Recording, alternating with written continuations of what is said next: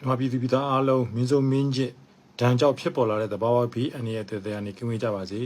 အဲ့တော့ဒီခုလိုင်းရတဲ့အချိန်ကစပြီးကြီးစုနားဆင်မိတဲ့ပြည်တွင်းအထူးသဖြင့်စကိုင်းငလင်ပြည့်ရွေဂျော်ကြီးတစ်ချောင်းမှာရှိတဲ့မြို့ရွာများကပုဂ္ဂိုလ်များဒီအကြီးဆုံးထားဖို့ကျွန်တော်အနေနဲ့ဒီကနေနှိုးဆော်ပန်ကြားခြင်းပါတယ်အခုငလင်လှုပ်တဲ့အချိန်ကျွန်တော်တို့လည်းပဲတက်ရောက်မှုရှိပါတယ်ဒါပေမဲ့အခုဖြစ်ပေါ်တဲ့တိုက်အိုတိုက်ဆွေးတိုက်ဟောင်းအထက်မြင့်တိုက်တွေပြိုကျတာတဲ့ပိုဆိုးရင်စရာကောင်းတာကငလင်လှုပ်ခြင်းကြောင့်ဖြစ်ပေါ်လာတဲ့ဆယ်တာတမန်ကြီးတွေရဲ့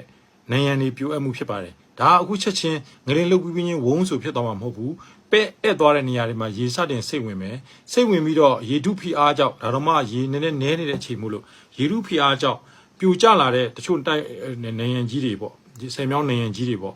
ဒီရဲ့ပတ်လည်းမြို့ရွာတစ်လျှောက်အခုအထူးသတိထားဖို့လိုတယ်လို့ကျွန်တော်အနေနဲ့လေးစားစွာပန်ကြားချင်ပါတယ်အရေးကြီးတဲ့ပစ္စည်းတွေအမြန်ဆုံးထုတ်ဖို့ပါ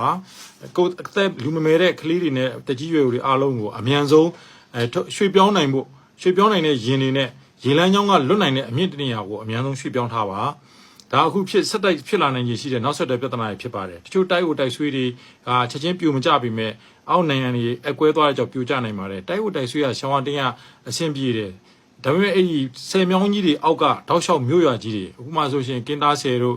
ဒီပေါင်းလောင်းဆယ်တို့တော့အမတန်ကြီးမားတဲ့ဒူကြီးတဲ့ကြီးနဲ့ဆောက်ထားတဲ့ဆယ်ကြီးတွေအောက်ရေလမ်းကြောင်းတစ်လျှောက်ကမြို့ရွာတွေအခုရက်ပိုင်းအခုဒီရက်အခုသတင်းချက်လက်ရပြီးရတဲ့တပြိုင်နက်အမြန်ဆုံးရွှေ့ပြောင်းနိုင်ဖို့ပြင်ဆင်ကြစေချင်ပါတယ်ဒါဆယ်မြောင်းပညာရှင်တွေရဲ့ဒီအကြံပြုချက်နဲ့ကျွန်တော်တို့ကိုယ်တိုင်